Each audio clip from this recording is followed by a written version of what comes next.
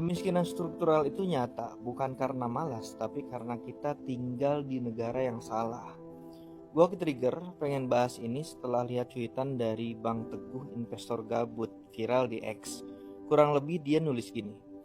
Dulu gua nggak percaya kemiskinan struktural, tapi setelah lihat teman sendiri usahanya bangkrut karena parkir dan ormas, terus mau kerja lagi kepentok umur, akhirnya ngojol. Itu pun digencet sama aplikasinya. Cuitan ini membuat kita sadar betapa nyatanya kemiskinan struktural. Mungkin kita pernah mendengar kalimat miskin karena malas atau salah sendiri miskin, kenapa nggak kerja keras. Seakan-akan kesalahan itu mutlak hanya ada pada manusianya sendiri. Padahal dalam kehidupan ini komponennya bukan hanya manusia, ada sistem yang dijalankan. Gua kasih contoh. Ada rakyat yang cari kerja, kepentok sama aturan batas usia, padahal masih produktif.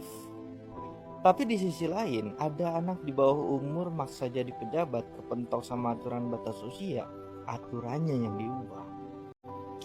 Contoh lain, ada rakyat cari kerja, syaratnya ribet banget, bikin inilah, tes itu, sampai bikin SKCK.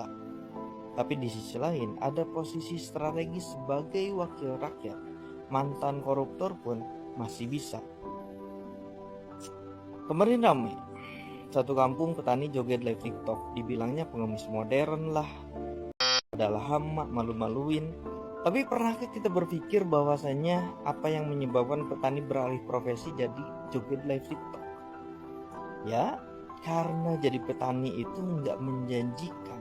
Berangkat pagi, pulang sore, harga pupuk mahal, udah panen, harga gabahnya juga murah.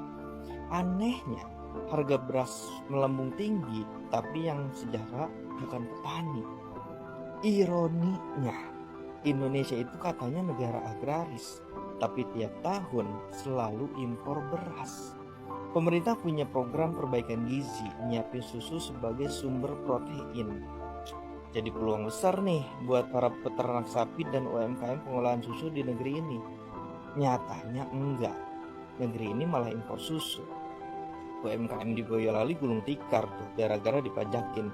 Sedangkan susu impor masuk ke Indonesia bebas pajak.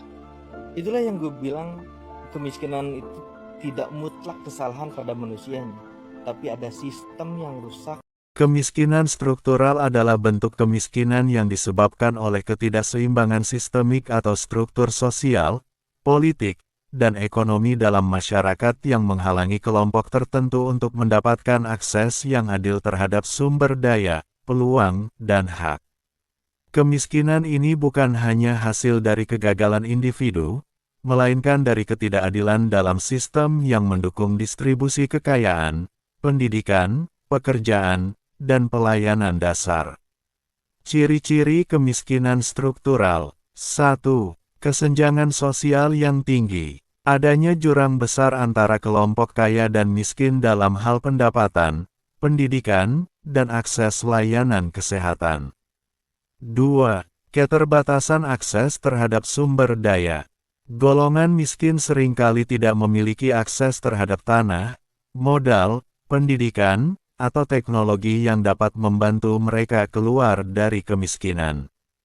3. Diskriminasi dan marginalisasi. Kelompok tertentu, seperti minoritas, perempuan, atau masyarakat adat, seringkali mengalami diskriminasi yang membatasi peluang mereka.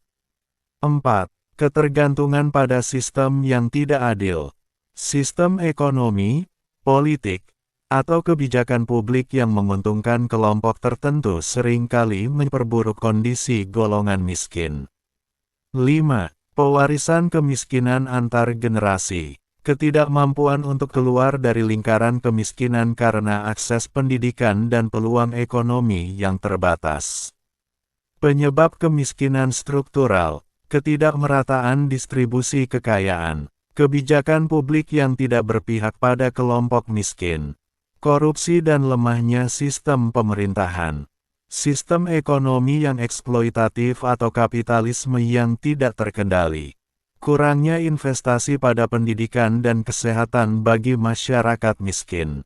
Dampak kemiskinan struktural. Meningkatnya tingkat kejahatan karena kebutuhan dasar tidak terpenuhi. Ketidakstabilan sosial dan politik. Lingkaran kemiskinan yang sulit diputus. Penurunan kualitas hidup masyarakat secara keseluruhan. Cara mengatasi kemiskinan struktural. 1. Reformasi kebijakan publik, membuat kebijakan yang lebih inklusif, seperti redistribusi kekayaan melalui pajak progresif atau subsidi untuk masyarakat miskin. 2. Investasi pada pendidikan dan kesehatan, memastikan akses yang adil terhadap pendidikan berkualitas dan layanan kesehatan. 3. Pemberdayaan komunitas lokal, mendukung usaha kecil, koperasi, dan program pelatihan keterampilan bagi masyarakat miskin. 4. Penegakan hukum yang adil, menghapus diskriminasi dan memperkuat perlindungan hukum untuk kelompok rentan. 5. Mendorong partisipasi dalam proses pengambilan keputusan, melibatkan masyarakat miskin dalam pembuatan kebijakan untuk memastikan kebutuhan mereka terpenuhi. Kemiskinan struktural adalah tantangan besar yang membutuhkan pendekatan sistemik dan kolaboratif dari berbagai pihak, termasuk pemerintah, masyarakat, dan sektor swasta.